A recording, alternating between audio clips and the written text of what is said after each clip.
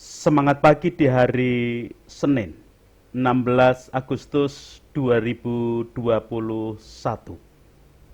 Perkenankan memohon maaf terlebih dahulu ketika persekutuan doa anggota keluarga Allah 2 hari di akhir pekan kemarin dilaksanakan siang bahkan petang hari dikarenakan suatu hal. Dan hari ini kita akan kembali bersekutu di dalam persekutuan doa anggota keluarga Allah. Kita menyatukan hati, menyatukan pikiran, dan menyatukan kehidupan seutuhnya. Kita memulai dengan terlebih dahulu meninggalkan keramaian dunia, menenangkan hati, menenangkan pikiran kita di dalam saat teduh sejenak.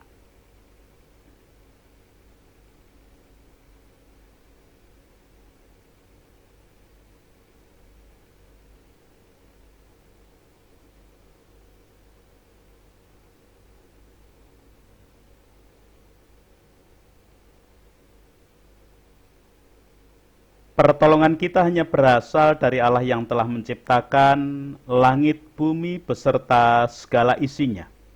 Untuk itu kasih, karunia, dan damai sejahtera yang dari Allah Bapa kita dan Tuhan Yesus Kristus ada pada saudara sekalian.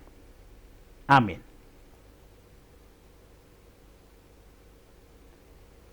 Anggota keluarga Allah, perenungan Sabda hari ini menggunakan tema dan judul renungan memayu hayuning pribadi dalam kebersamaan. Sebenarnya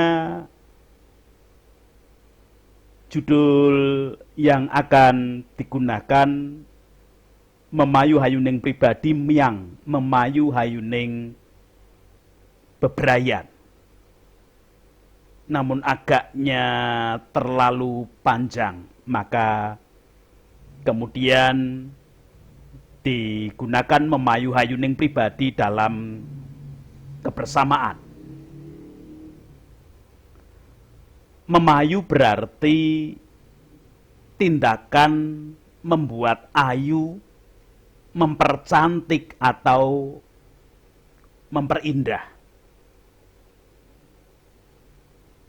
Hayuning berarti keadaan ayu, keadaan cantik atau indah. Memayu hayuning berarti membuat ayu, mempercantik, memperindah sesuatu yang sejatinya sudah ayu, cantik, atau indah. Dan ini bukan dalam rangka kata-kata yang digunakan untuk menyangatkan. Dengan demikian, sesuatu yang sudah ayu, sudah cantik, indah akan tampak lebih ayu, lebih cantik, lebih indah. Setiap pribadi manusia sejatinya pribadi yang sudah ayu, cantik, atau indah. Manusia diciptakan sebagai makhluk paling sempurna daripada segala ciptaan lain. Bahkan dalam Kristen, manusia diciptakan sebagai gambar dan rupa Allah, yang berarti mewarisi dan menuruni sifat-sifat Allah.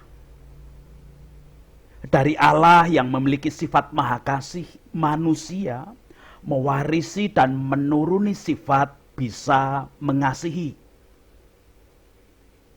Dari Allah yang memiliki sifat maha pengampun, manusia sebagai gambar dan rupa Allah mewarisi dan menuruni sifat sehingga manusia bisa mengampuni.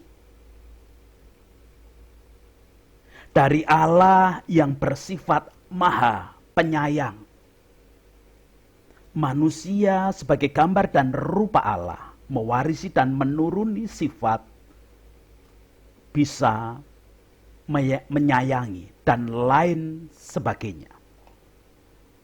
Dari keadaan sebagai makhluk paling sempurna, ciptaan yang segambar dan serupa dengan Allah itu, setiap pribadi sebenarnya sudah memiliki hayuning pribadi. Sudah menjadi pribadi yang sejatinya ayu, cantik, atau indah.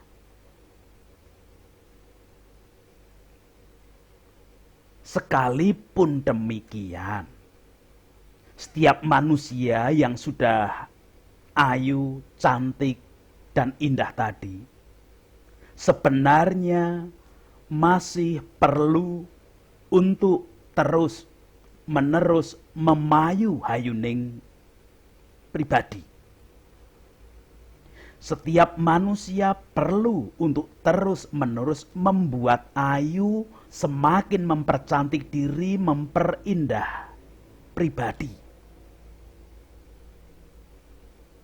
Hal ini dilakukan sebagai proses untuk meningkatkan kualitas pribadi manusia.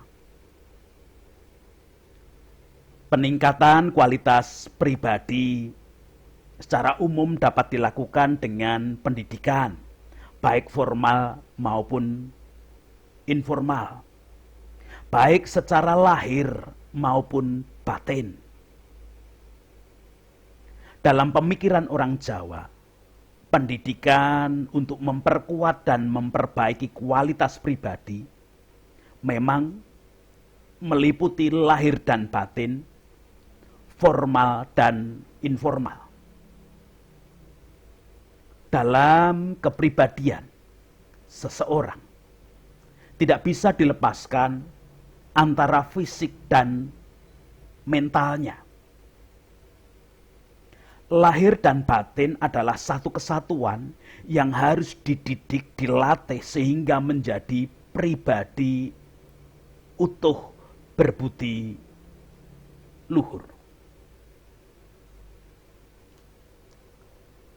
Pendidikan lahir seperti tata cara untuk survive dengan keahlian yang dapat dilihat secara kasat mata, seperti memasak, mengajar, mendesain, mengoperasikan komputer, mendalang, dan lain sebagainya, biasanya ditempuh secara formal pada lembaga-lembaga tertentu.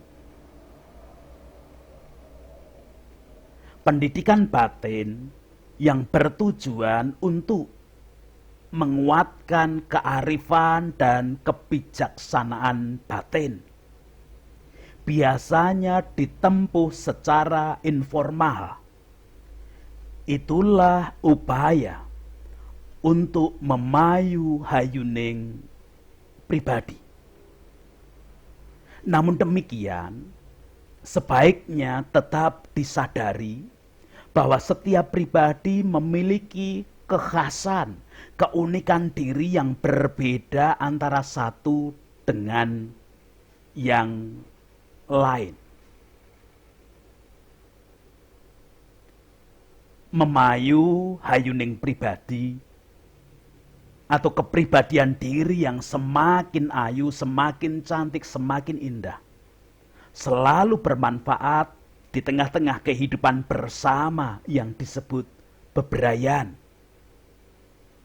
Setiap pribadi yang selalu memayu hayuning pribadi akan bisa menolong dalam mewujudkan memayu hayuning bebrayan. Karena sejatinya kehidupan bersama atau bebrayan berisi dari setiap pribadi-pribadi yang sudah ayu, cantik, dan indah. Namun haruslah terus-menerus selalu dibuat ayu, dipercantik, diperindah. Keunikan dan kekhasan setiap pribadi menjadi dasar baik di dalam memayu hayuning bebrayan. Karena hidup bebrayan yang dimaksudkan bukanlah segala sesuatu yang harus serba sama, serba seragam, melainkan kebersamaan yang terdiri dari segala sesuatu yang berbeda-beda keadaannya. Perlu disadari pula, dalam bebrayan, setiap pribadi yang berbeda-beda tadi memiliki kelemahan dan kekuatan masing-masing. Setiap pribadi yang berbeda-beda memiliki kelebihan dan kekurangan masing-masing. Maka dalam kehidupan bebrayan dibutuhkan aturan-aturan kehidupan guna membangun hubungan yang harmonis. Anggota keluarga Allah dalam rangka memayu hayuning bebrayan sebagai pengikut Yesus Kristus pada waktu itu, para rasul menyadari ada kelemahan dan kekuatan masing-masing pribadi, ada kelebihan dan kekurangan dari masing-masing pribadi, maka kemudian perlu diangkat orang-orang yang bertugas memperhatikan anggota sebagai bagian dari bebrayan tadi. Leksionari bacaan kedua hari ini memberikan kesaksian kepada kita. Kisah Para Rasul pasal 6 ayat 1 sampai 7 demikian. Pada masa itu, ketika jumlah murid makin bertambah, timbullah sungut-sungut di antara orang-orang Yahudi yang berbahasa Yunani terhadap orang-orang Ibrani, karena pembagian kepada janda-janda mereka diabaikan dalam pelayanan sehari-hari.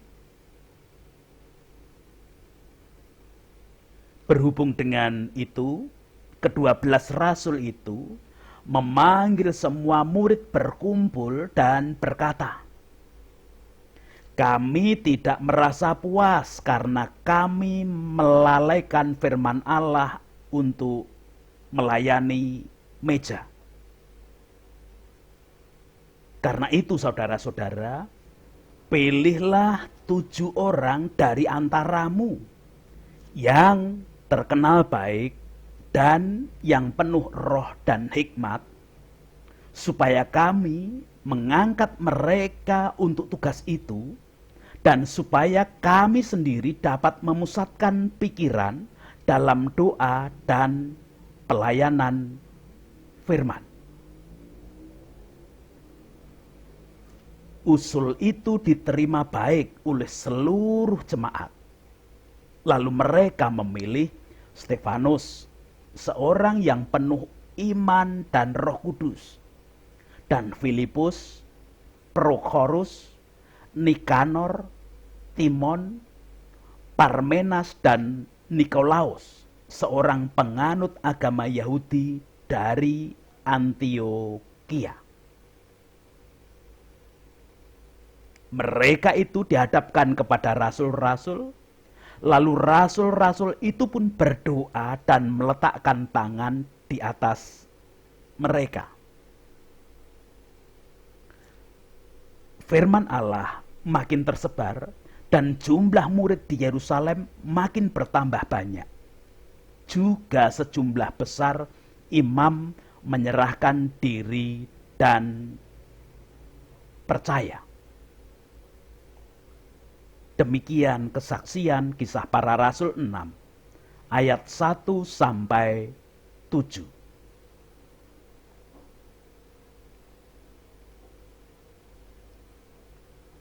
Anggota keluarga Allah, ternyata ada banyak hal yang tidak disangka-sangka, tak terbayangkan, tak terkirakan, bisa muncul di dalam hidup bebrayan, hidup kebersamaan.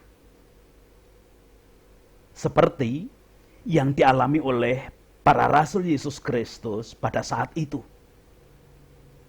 Di mana dalam pelayanan iman yang mereka lakukan, muncul permasalahan yang tidak terbayangkan sebelumnya karena memang kelihatannya tidak berhubungan dengan iman. Permasalahan itu adalah perihal sistem pembagian bantuan bagi para janda. Ayat 1, bacaan kita memberikan kesaksian demikian. Pada masa itu, ketika jumlah murid makin bertambah, timbullah sungut-sungut dari antara orang-orang Yahudi yang berbahasa Yunani terhadap orang-orang Ibrani, karena pembagian kepada janda-janda mereka diabaikan dalam pelayanan sehari-hari. Untuk lebih mudah kita menangkap dan lebih jelasnya, perkenankan saya membaca Alkitab terjemahan bahasa Indonesia sehari-hari ayat 1 yang demikian. Pengikut-pengikut Yesus makin lama makin bertambah banyak. Pada waktu itu, orang-orang Yahudi yang berbahasa Yunani menjadi tidak senang terhadap orang-orang Yahudi asli. Yang berbahasa Yunani itu berkata, wanita-wanita kami yang sudah janda tidak kebagian bantuan biaya sehari-hari yang dibagi-bagikan kepada orang-orang. Anggota keluarga Allah, sistem pembagian bantuan bagi para janda tersebut dalam aturan Yahudi disebut dengan pelayanan meja. Apa itu pelayanan meja? Pelayanan meja adalah pelayanan jasmania di antara jemaat untuk memperhatikan kebutuhan jasmani para janda dan orang miskin yang ada di antara mereka.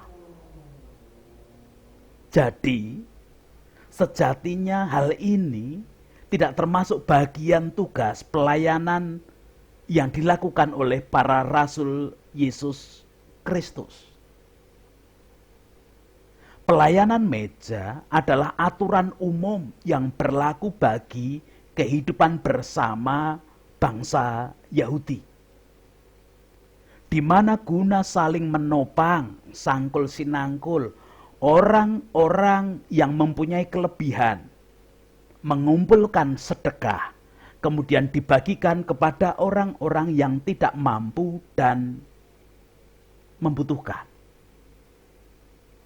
Kita ingat pernyataan Tuhan Yesus dalam Matius 6. Tetapi jika engkau memberi sedekah, janganlah diketahui tangan kirimu apa yang diperbuat tangan kananmu. Jadi sedekah itu sudah biasa terjadi di dalam kehidupan orang Yahudi karena memang itu diatur di dalam kehidupan bersedekah itu.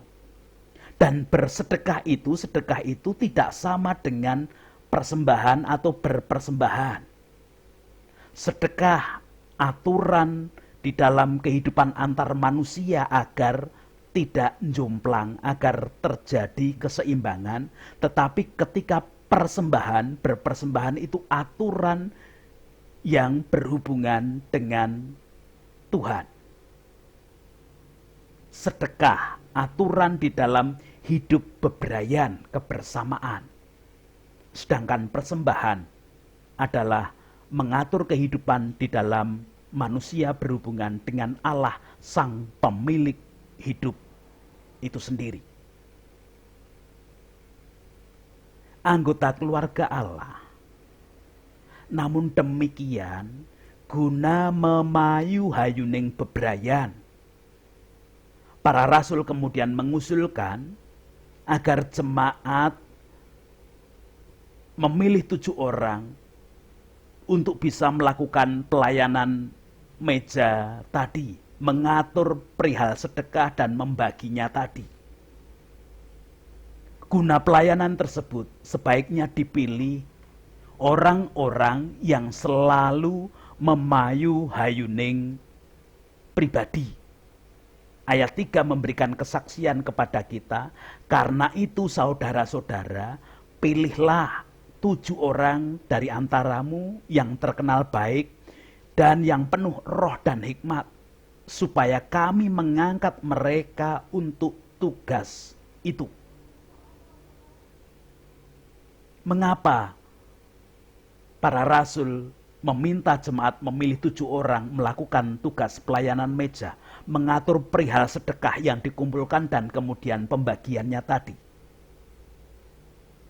Hal tersebut dilakukan agar masing-masing bisa fokus di dalam melakukan tugas. Manusia memang makhluk ciptaan yang paling sempurna, tetapi bukan berarti mampu melakukan segalanya sendiri. Maka harus saling berbagi tugas dan masing-masing harus fokus dalam melaksanakan tugas. Yang bertugas pelayanan meja, perihal sedekah, mengumpulkan, membaginya seadil-adilnya, fokus pada pelayanan yang dilakukannya, sehingga tidak muncul lagi permasalahan dan sungut-sungut seperti yang terjadi. Demikian juga para rasul pun bisa fokus pada tugas doa dan pelayanan firman. Ayat keempat memberikan kesaksian, dan supaya kami sendiri dapat memusatkan pikiran dalam doa dan pelayanan firman. Anggota keluarga Allah, syukur jika jemaat pada waktu itu menerima usulan para rasul tersebut, hingga dipilihlah Stefanus, seorang yang penuh iman dan Roh Kudus, dan Filipus, Prokorus, Nikanor, Timon, Parmenas, dan Nikolaus, seorang penganut agama Yahudi dari Antioquia. Satu hal yang bisa kita pelajari dari para rasul dan jemaat mula-mula, yaitu ketika mereka memayu hayuning pribadi dalam kebersamaan, tidak pernah meninggalkan Tuhan. Ketika mereka memayu hayuning bebrayan, berawal dari memayu hayuning pribadi, mereka tetap mengandalkan Tuhan. Bahkan Tuhan tetap menjadi pusat hidup kebersamaan mereka. Ayat 6 memberikan kesaksian, mereka itu yang dimaksudkan 7 orang tadi yang sudah dipilih, Stefanus dan lain sebagainya tadi, dihadapkan kepada rasul-rasul, lalu rasul-rasul itu pun berdoa dan meletakkan tangan di atas mereka. Tuhan tetap menjadi pusat kehidupan mereka, baik di dalam memayu hayuning pribadi, di dalam memayu hayuning bebrayan, di dalam hidup dalam aturan umum yang berlaku, ataupun hidup di dalam aturan iman yang berlaku. Tuhan menjadi pusat kehidupan jemaat mula-mula dan para rasul meneladankannya. Ketika hidup dijalani dengan berpusat kepada Tuhan, niscaya nama Tuhanlah yang dimuliakan. Permasalahan yang tidak diharapkan, yang tidak terkirakan sebelumnya, namun bisa muncul setiap saat di dalam kehidupan bersama pun selesai, bisa teratasi, dan nama Tuhan kemudian dimuliakan. Maka semakin banyak orang yang kemudian turut menerima keselamatan yang Allah berikan dan Allah lakukan di dalam karya Yesus Kristus. Ayat 7 memberikan kesaksian firman Allah makin tersebar dan jumlah murid di Yerusalem makin bertambah banyak. Juga sejumlah besar imam menyerahkan diri dan percaya. Sebagai anggota keluarga Allah, mari kita bersama meneladan jemaat mula-mula dan para rasul yang memusatkan hidup pada Allah. Ketika memayu hayuning pribadi, kita gunakan untuk memayu hayuning bebrayan dan kita tetap berpusat hanya kepada Tuhan. Karena hanya Tuhanlah yang menjadi sumber kehidupan dan sumber berkat kita. Tuhan memberkati kepada setiap anggota keluarga Allah. Amin.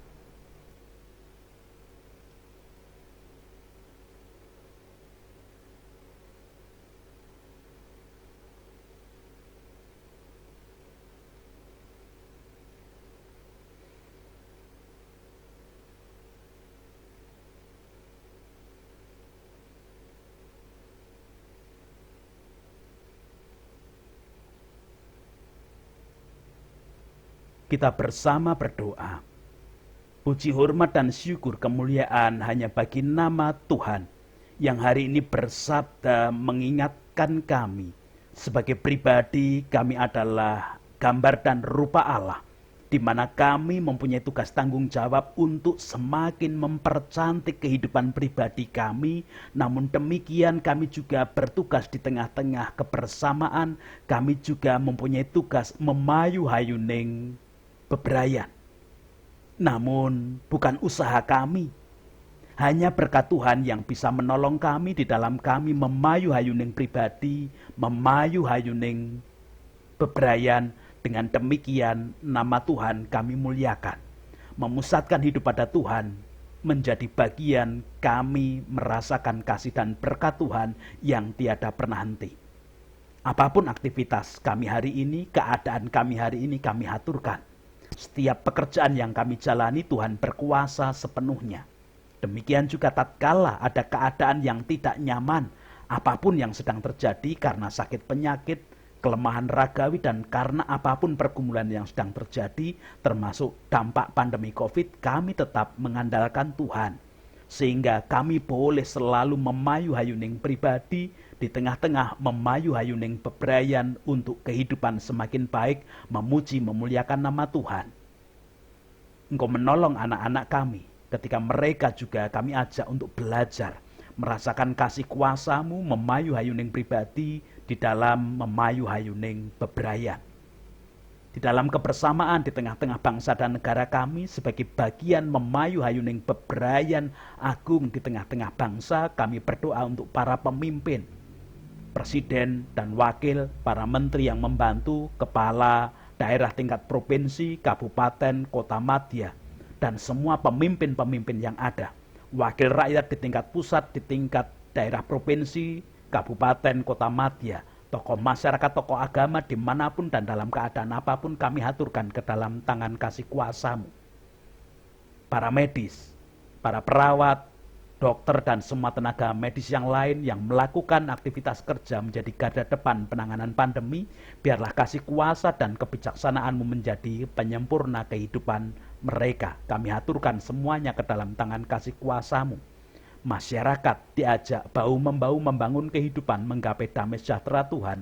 Tuhan pun berkuasa sepenuhnya. Bangunan kerukunan, toleransi, biarlah kasih-Mu yang nyata. Program vaksin tetap kami haturkan karena Engkau Allah penguasa kehidupan. Itu doa-doa kami.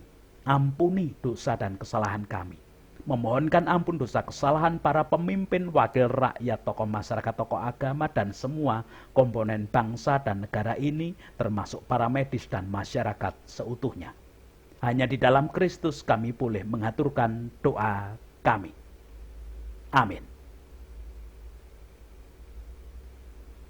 Sekarang bersama-sama melanjutkan kehidupan, memayu hayuning pribadi, memayu hayuning bebrayan, dan kita membangun kehidupan hanya berpusat kepada Tuhan, menerima berkat yang diberikan.